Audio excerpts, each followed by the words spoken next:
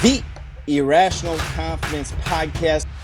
All right, ladies and gentlemen, welcome to another episode of the Irrational Confidence Podcast. We're talking college football. We are recapping a wild, wacky, and wonderful week number 4. It was a phenomenal week of college football. A lot going on.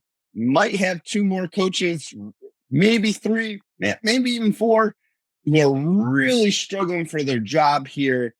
I'm joined by my co-host, the man who sang Zombie Nation all the way home from the bounce house last night. No, we listened to the Florida game. How you doing, buddy?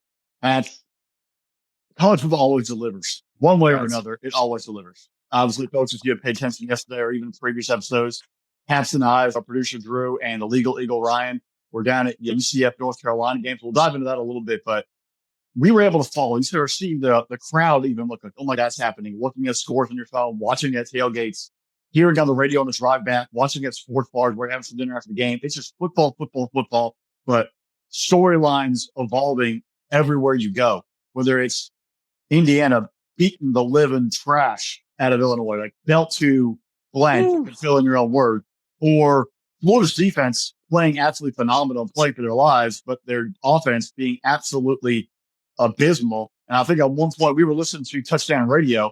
JP Chadrick, who's from Jacksonville, was leading the call with Gino Torretta. And there was a run in the third quarter, I think. And he's like, oh my God, I think that run was more than Florida's entire offensive production, the entire, first half of the game. It was, you kind of realize like, oh my God, they have been shut down. They have not had anything. I think they had 13 or 11 punts in the first half. It was terrible. But somehow they made it a ball game. And that's just the storyline across the board. It's dipping our toe into the whole thing. We'll dive into more, obviously, in this episode. But the storylines, they make themselves what we think we knew, we don't know. And you have to watch and pay attention because at any time, anything can happen. Yeah. And you take a look at what we saw down at UCF. Let's talk about that because we're on location. We told you guys that we weren't going to preview the game. We were going to do a little bit more social media exclusive. So make sure you're following along on the socials. And while you're doing that, make sure you're hitting the subscribe button. First and foremost, my first takeaway from UCF, I got to give their fan base a lot of credit because the energy, we've been to college football games. We've been to big time college football games, especially living out of Jacksonville area. The biggest college football game that comes to this area is the cocktail party, the annual matchup between Georgia and Florida. The energy on campus at UCF and the amount of people that are diehard UCF fans was absolutely incredible. To see what the Knights were able to do to UNC. I saw some people saying the Knights pull away and stuff like that. That was a shellacking. That was a boat race, but it didn't look like a boat race probably on TV. UCF dominated that game. I came around. Taven Jackson, that kid can ball out. He is incredible. Impressed by him quite a bit. And then even Miles Montgomery had a couple of really nice plays at times where he thought he was stopped for a loss and then he'd get at least a couple extra yards. But Fresh, I loved our time down at UCF. It was a great time. Great fans. Well, I think first off, the stadium only fits 49,000, I think, can change, but it's a development phase, like phase 1, phase 2, phase 3 is how to build it up. And one thing that I think is lost on a lot of people is the top 3 overall year by year annual enrollment. You also have USF is growing as well. So there is a younger fan base that has continued to evolve and develop. And about the late 90s, early 2000s, Florida State, Miami, obviously the 2 dominant programs, but enrollment into Florida and Florida State becomes tougher. You have a lot more out-of-state kids coming in. And these kids in the state of Florida are like, well, I want to go. I don't want to pay $70,000 to $60,000, $50,000 to go to Florida. Or if I'm not a legacy, I can't get in anyway. I'm going to go to Florida, Central Florida, or South Florida, UCF and USF. They start expanding out enrollment and layering in. Their football programs were slow when they developed. They're both playing off campus. But eventually, that alumni base grows.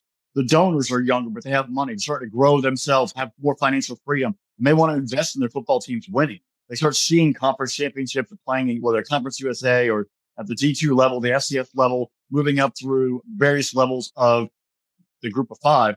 They finally get to the Big 12, and you start to see guys who were in college at the time, maybe 15 years ago, are now our age, 35, 40, 45, 50, who have more money Maybe then some of them hit big in the tech business or hospitality or aerospace engineers. They have a very close connection. That's what's giving you more money to invest and actually build a football program, build an athletic department. That stadium's only going to get bigger. That was only phase one, really, of their entire section. We already saw them building a much more robust press box and luxury boxes while they're there, certainly under construction. And there's definitely room around the upper bowl to expand it out even more. You make that place louder, you start investing, getting larger fan bases, the money's going to flow, the program's going to build. But right now, you sort of see there were kids and parents of UCF grads. They're growing up as UCF football fans. And they're going to want to go to school at UCF, and then their kids, and you start layering on that, you have your own legacy built from there. People look at like Ohio State, Michigan. They had to start somewhere. They started back in the late 1890s or whatever it was, but those generations have built out over time. You start having that same kind of phase here where it's not the blue bloods per se, it's other schools. So that money's going to build. It's at a ripe recruiting territory right there in Central Florida. And the fan base has the energy. That's the reason why they call it the bounce house, because it's all metal seats and all metal layers. When you start bouncing on it, it becomes very loud and very boisterous. So there's a great environment. But even the way they had the tailgate set up, where the students are all in the quad, they kind of have it all funneled through campus, and then everyone walks in the stadium. It's not like you go to like Ohio State where it's just tailgating all around the stadium, everything. But they build it there to trap all the students in one spot and then funnel them to the game. You build that and fuel that energy. So by the time they get to the stadium, they're ready to rock and roll. Traffic was easy in and out. That was the most amazing thing. We all noticed that. We were there 2.5 hours before the game. We did not wait in the line to park. Maybe we got to the parking garage. It was a minute and a half to go through the line to find a spot. It was smooth, easy. It just shows you that they've obviously been very successful. They have a quote unquote undefeated season. They claimed it's something else in 2017, but there is success there they can keep building on. And being in the Big 12 is only going to get them more opportunities from media money, from exposure at a high level. And, the sky's the limit. I think Scott Frost is actually in the better spot there. The expectations are just be good. Nebraska, they are winning national championship, which is, and we'll get into that later, probably not going to happen anytime soon. Yeah. Well, Bryce, UNC used the portal quite a bit to put together their team. They weren't the only ones who did that.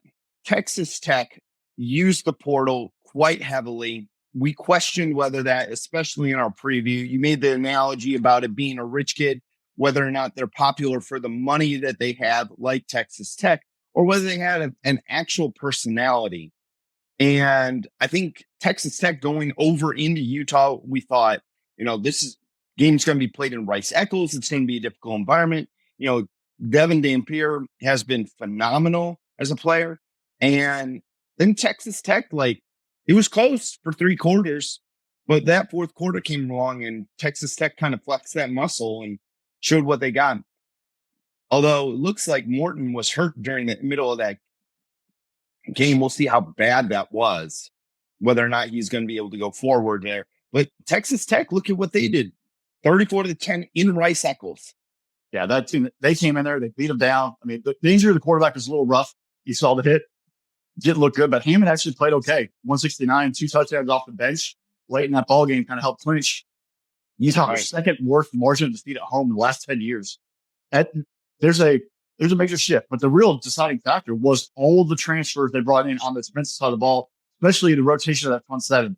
That D line got after it. They owned the line of scrimmage, and when it mattered in the fourth quarter, they were unleashed and went off. And that right there, they had the grit, they had the talent. When guys got tired, they showed up and they put the game away. So it's a first step. It's a conference win, but now Texas Tech keep layering on one game at a time. But you showed right there that you are for real. You have a personality, and that's one thing we were really excited to see. Yeah, and if you would have told me Texas Tech would force 4 Utah turnovers, I would have said, well, obviously Texas Tech is going to win. So huge job out of the Texas Tech defense there to be ball hawking and just go after the football. Again, great job out of Texas Tech. Defense, I think we get this point.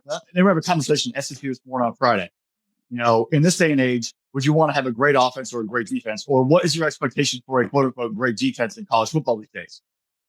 And Chris Dorr made a point. Said, look, great defenses are very, very rare. You're not going to have a team giving up 10 points or less every single game. It comes off, it's a generational defense. In this day and age, if you can give me someone who's given up 24 or less every single game, and my offense has a pulse, I feel pretty good about my chances. And like that should be 17 to 20, somewhere in that range. If you can start locking teams in, I know I'm going to give up some points, but if I can give up 17 to 20 points every single game, I'm liking my chances to come out on top 90% of the time. Yeah. Well, Fresh, a team that would have liked a second chance at this game. Let's go over to Death Valley here real quick.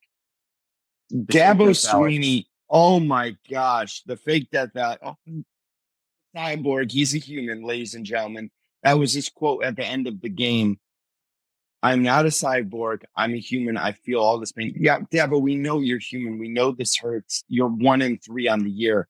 Syracuse 3-1. Fran Brown over there has done an amazing job. And Klubnik having to throw the ball 60 times for the Clemson Tigers. I saw a weird thing. Since Ohio State has beat Clemson in the college football playoffs with Justin Fields, they have lost 18 games since that moment a couple years ago. I think this year is the official death of Clemson being an elite level program. If people already didn't feel that way, I think Saturday was the final nail in the coffin.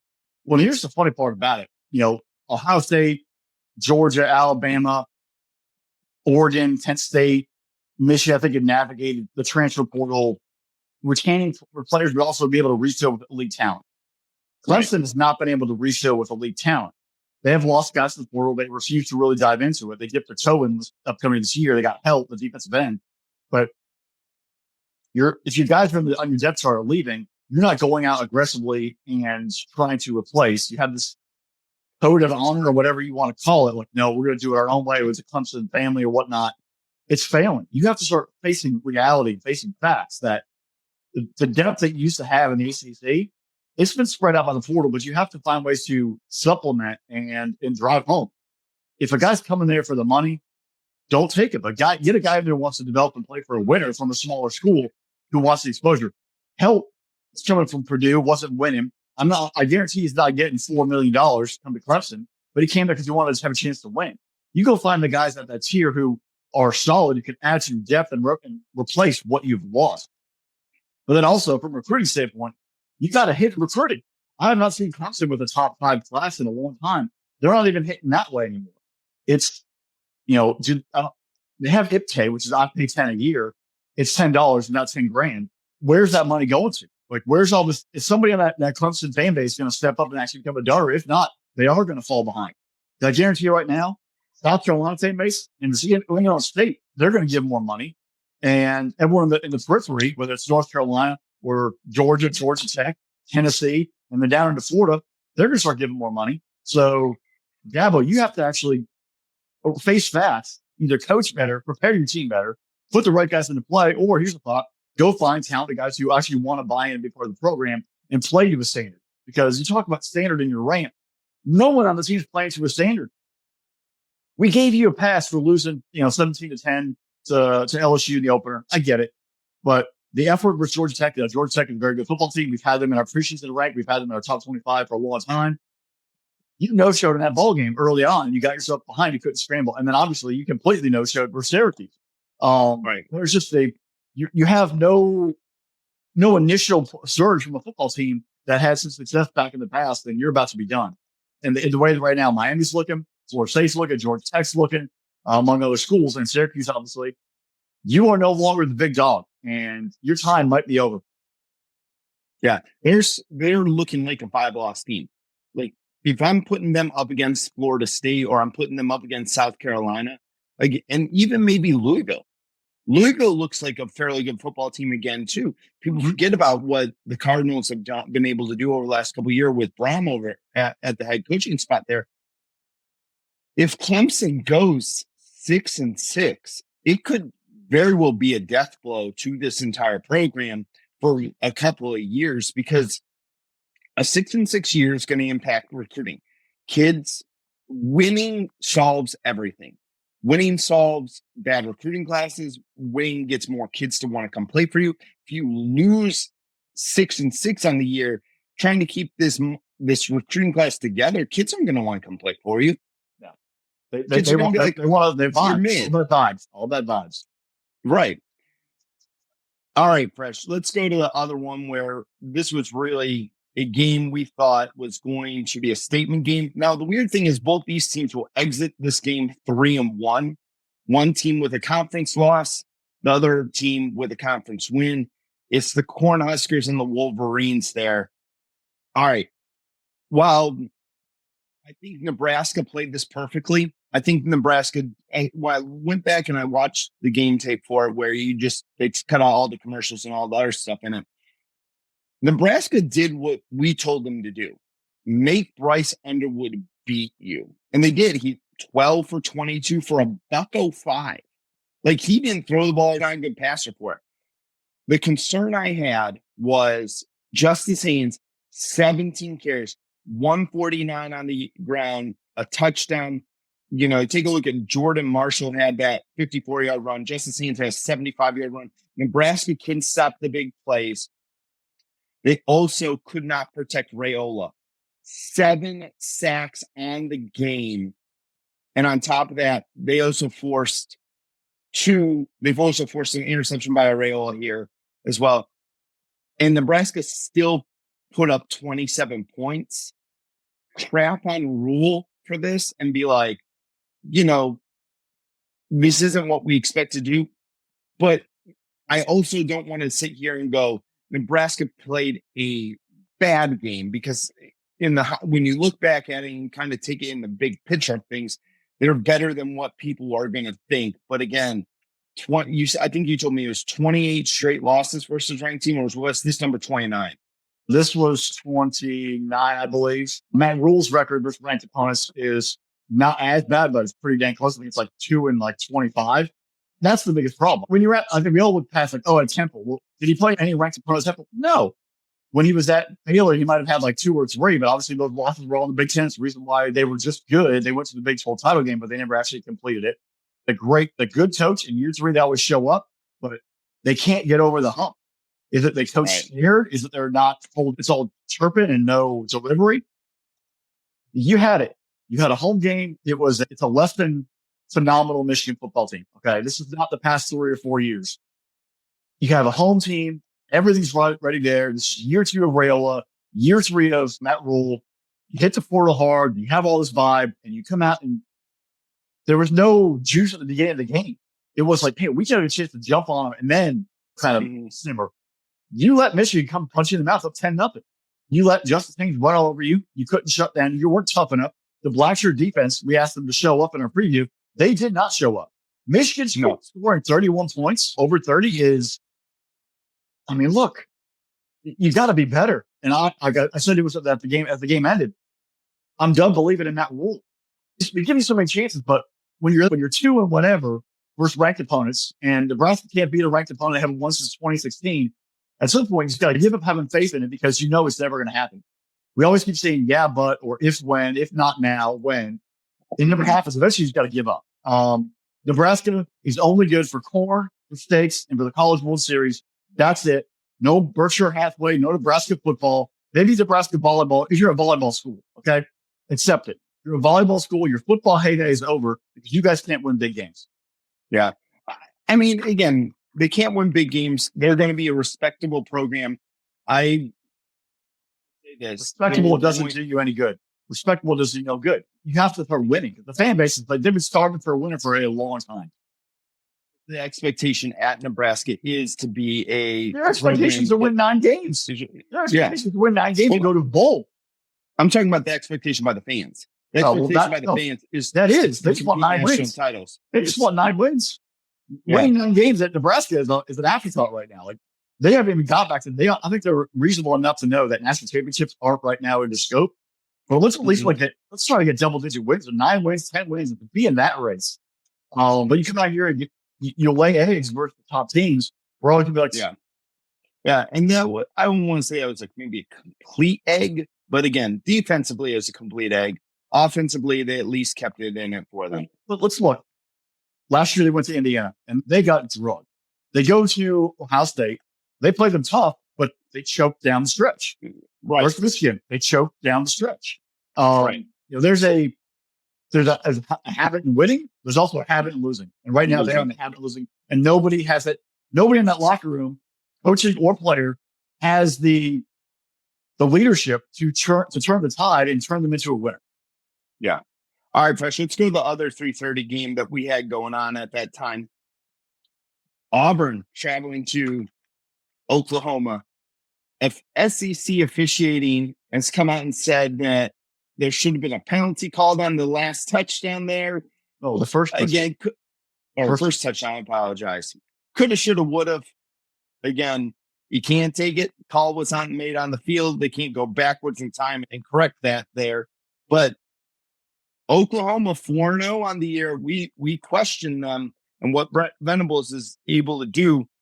Another great game out of John Mateer. He did what he had to do. He played well. Auburn played well. I think we had a lot of depth with Auburn. This is Hugh Freeze. What are they going to do? Jackson Arnold played well, but you can't overcome 9 sacks. That offensive line was getting beaten like a mule. 9 sacks allowed. It's a struggle. But the touchdown, they were driving. It would have played one more clock off. It was the first down, I believe, because they just converted on third down to convert the first down. The receiver come up the field and stopped right at the sideline, does not actually exit the field. At some point, you're a coach, you're like, I only see 10 guys on the field. Where's the 11th guy? That should be an observation. They said it was more deceiving. And actually, these are the rule book. That's technically deceived. But he also has a count. We're looking for 11 guys, boys. And then he snaps the ball, runs on the sideline, catches even touchdown, 7-0, like that. It's early enough in the game. You should be able to fight back. If that was the game-winning touchdown, I think Auburn had a bigger case. Now, there were other calls throughout the game that Auburn was getting hosed on. It was a weirdly officiated football game, but in the end, Oklahoma came out on top. It was a very tightly contested game. Teams battled both ways. I was actually impressed with Auburn's resolve because we had seen Auburn play some bad football for a long time. And they actually showed up and played tough. And then Oklahoma, they look like something. They have shown a complete change in psyche, beating Michigan and then getting this win at Auburn. I want to see what they look like when they go play Texas in the Red River rivalry. There is some vibes back in Norman that John Mateer and that offense have, but also Brett Venables and that defense are a machine to be reckoned with. Yeah. Sign me up for that Red River rivalry, man. I cannot wait. October 11th. I cannot wait there. And again, you're right on the fact. How is song and dance from Jackson Arnold again? When you get pressure on them like Oklahoma did, no team's going to overcome 9 sacks. The fact is that Auburn was able to keep it to a touchdown level game and be sacked 9 times. Yeah. Impressive job on Auburn for that. But again, it's the same thing with Auburn. Like, okay, you're going to beat your slappies on your schedule, but this has become the growing problem with Auburn. Almost the same. You can kind of see, I don't know if it's the same level because it hasn't happened for as long, but Auburn is now getting to this place of the fact that they're not going to be able to beat big name teams as well. Again, hasn't happened for as long. I'll give you that, but starting to again get into this choke job activity. Their next 2 games, you're at A&M next week, bye week, and then you host Georgia in the Deep South Bowl's rivalry. So you have 2 more ranked opponents on your schedule, most likely.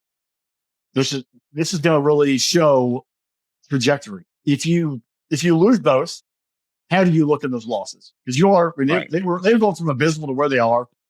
Are you competitive or you get the doors beat off you? Does that loss versus Oklahoma kind of break the locker room, or does it show resolve? Like, all right, guys, we have to work out. We're close. Let's keep building, keep going forward. Yeah. All right, Trash. Let's go to 2 of our night games last night. Which you want to go to South Florida or you want to go Bloomington? Well, let's talk to blowout first. All right. Okay. First, Fresh, I got to take over here. To anyone who listens to this that is an Indiana fan, my deepest condolences and apologies because I screwed up. I went on our preview episode and made the claim that I couldn't see a way that Indiana won this football game. What I probably should have been saying is that I don't see a way that Illinois, maybe I just flip-flop the 2 states together. They're next to each other. They both have an I to start off their names. Again, but to Indiana fans, I'm sorry. I missed this one by a long shot. And again, Fernando, Holy smokes. Like that kid balled out, 2 incompletions on the night, 5 touchdowns. The defense for Indiana, though, was most impressive. 7 sacks on the game. And even then, how many times, Trish, you're at dinner watching this game?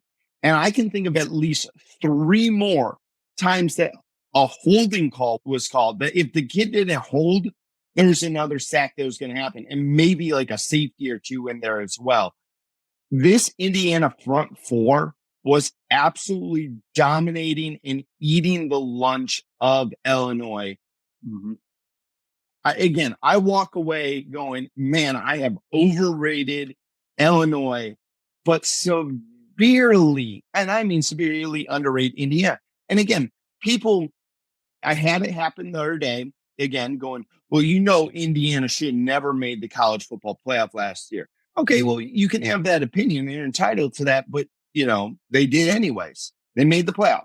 You can't take that away from them.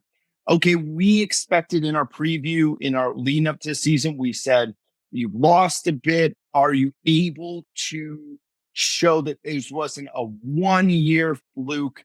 And you go into the biggest game in 70 years at your home stadium on national TV and I don't even want to call this a boat race here, Fresh. I mean, I don't condone any type of violence or anything like this, but someone stopped the damn match. All I can hear is JR screaming in the microphone. They've just broken him in half. They killed him there. Somebody please stop the damn match. That's what it should have been. Illinois, Brett Bielema should have came out of halftime, or at least out of the third quarter. Just take a white towel, wave it over your head, and just throw it on the field and say, we're going home. This was a bloodbath. Thought Illinois was a tougher team. Based on Brett Bielema, who we've seen in the past, they are a tougher team. The offensive line, defensive line would have shown up. The defense is what he built that program on the past few years. Defense and offensive line. The entire defense being good, having a solid offensive line. His offensive lines at Wisconsin were dominant. Even his offensive line when he was at Arkansas was dominant. They were 11 on 7, and the 2 guards and 2 tackles could just sat on the bench because they weren't even on the field anyway. They couldn't run, they couldn't block, they couldn't pass protect. And the 2 rushing yards. The only way sacks to win that, but the only way you slow that down is by running the football. And if you can't run the ball and go like hat on hat, move forward and run the clock, contain it and slow that down, you're going to get blown out. And that's exactly what happened. I think Indiana also had that vibe of people still don't take us seriously. We played 3 slappies. We're going to go out here. We have to put some boots to them. They did what they had to do. And their schedule the rest of the way is very solid at worst. They do have some tough opponents, which we talked about during our preview, but 11-1 at worst, this team is 10-2 and they're in the playoffs. When you do that to Illinois, you basically made the statement right there. We're going to at least put ourselves in contention for a Big Ten title game or that at-large bid if it does come our way. Because you're not just winning, you're beating the junk out of people. It was Surratt is the quiet receiver. Cooper had all the highlights, but Surratt still quietly had 9 catches and 2 touchdowns. When you're number 1, in my opinion, is the quiet one and still puts up 2 touchdowns and 9 catches for 90-something yards, you're having a heck of a day. Indiana should be embarrassed on all levels, and Illinois should be embarrassed on all levels. Indiana should be thumping their chest like, all right, we are. This is 2 years in a row, basically. We know what we are. We're ready for the playoff. We have built through the portal. Again, another common theme here. We built through the portal an offensive line and a front 7. We have a couple of good DBs that can go out there and lock some people down. And if we can keep our pace in offense, our defense isn't going to have to grind it out. So we're going to be scoring at a rapid pace. This is a very, they're going to have money there at Indiana. All those boosters, those famous alumni who have money are going to start contributing, which they already have. They're going to start really building. I think now I'm actually starting to believe Kurt Cignetti and Indiana football. The first year I wanted to say, all right, whatever, but you come out in your opener and you do that. You don't just win 24-17. You win 63 to whatever. It doesn't even matter at that point. It was never even close. That makes me believe, like, all right, this team is prepared. They are ready for the grind. Illinois, it's also a major shot in recruiting. Look what we just did. Yeah. You take a look, Fresh. I can't wait till October 11th now. Indiana going up to Oregon for that game. That is going to be a battle. I think that's going to be a legit fun game to watch. That'll be the next step. So if you saw what Indiana did when they went to Ohio State last year, year 1, and they were they weren't competitive, but it wasn't like they didn't get absolutely short of 40 points. Scares blown off. They played well. I mean, the score was like, whatever. It was a late touchdown, but they didn't get beat by 40. Going up to Oregon, if you can go up there and play competitive, it not only will supplant you in the playoff, but it'll give you also a seeding thing. Like, look what they did versus Oregon. And if Oregon plays for a Big Ten title, which we'll know really here soon enough, how they do versus Penn State, it gives you that sort of the setting the bar and the barometer of how you're going to be the rest of the way. If you go out there and beat Oregon, that really actually raises more questions than Oregon too. So we'll see. A lot coming up next couple weeks. All right, Fresh, let's go down to South Florida. And the fact that people are hyping up this game, Miami is now 4-0. We all know Texas or Florida had good defense. A good defense. Their offense is downright abysmal, and we are proven right. Miami looked good at times, but also bad at times. But at the end of the day, Miami's 4-0. They have 3 very high quality wins with Notre Dame, USF, and Florida now. I mean, even though Florida is probably the doldrums of the SEC, Hurricanes are 4-0. Carson Beck looks really good at times. But for Miami, it was the running game. The running game was the real story for the U. Yeah, well, you kind of saw the Carson Beck we saw last year at Georgia reared his ugly head last night. He was making some very bad throws, got happy feet, receivers were dropping some passes. Now, granted, there was a lot of rain, but receivers dropped passes. You saw him get a little flustered. He threw a typical trying too much interception late in the second half. There were signs, and people wonder, like, well, he's so great. Well, when things go great, Carson's great. When things start trending in the opposite direction, he starts getting a little too tense and locked up. And you saw flashes of that against a better team who actually had an offense. Might have been trouble. He was able to survive, but they ran the football successfully. But we also have to give credit to Florida's defense. That game, Florida's defense kept them in the ball game. When your offense has 9 straight or 10 straight 3-and-outs and punt the ball 9 or 10 times in the first half, you have 37 yards of total offense into the early third quarter. 37 yards of total offense. That's a problem. And the game was only 13-0 at that point. It was only a 2-score ball game. They were holding the field goals. They were getting off the field. They were forcing some punts in the second half. So it also was the play calling of Miami. Just like Notre Dame. They were up early and they kind of went into cruise control. And before they know, it's like, oh crap, we actually had to start playing. Because if you actually watched that Florida game last night versus Miami, it was 13-7. Late into the fourth quarter, it was 13-7. It was a 1-score ball game. And there were chances where Florida was driving and Florida could have made a play or two. They could have made it 13-10 or even made it 14-13. Miami held on. They did what, good teams supposed to do. They survived the emotional battle, but there was still more that I wanted to see from them. Did they win a tough game without the refs helping them? Yes, which they did have last week. They had a couple times they got help. If they play like that with Florida State, that might be interesting for Miami. So they have to learn from this. They have to grow from it and be a mature football team and not just come out there as like, we're just going to walk on the field and dominate. If you do, Florida State's looking pretty good. And Florida State might come in with some swagger up there in Tally and make it a lot tougher for the Kings than they expect. Okay. All right, Fresh, real quick here. It was a super late night game. USC, 2-touchdown win over Michigan State. I think the one thing I'll say about this game, though, outside of the very last offensive play by the Spartans, where they threw a 75-yard touchdown on a single play, USC held them to 250 yards of total offense, the Spartans. USC offensively, we knew was going to be okay. It looks like the defense is starting to come around here. We'll see. We got to keep an eye on that one. They have Illinois next week in Champaign. That's when we'll know if that USC defense is truly there. It looks like Lincoln Riley. I think what also helps USC is that the expectations are pretty low. We're not hyping up like, oh, they got this and they got that. It's like they're quietly out there just doing their thing in California.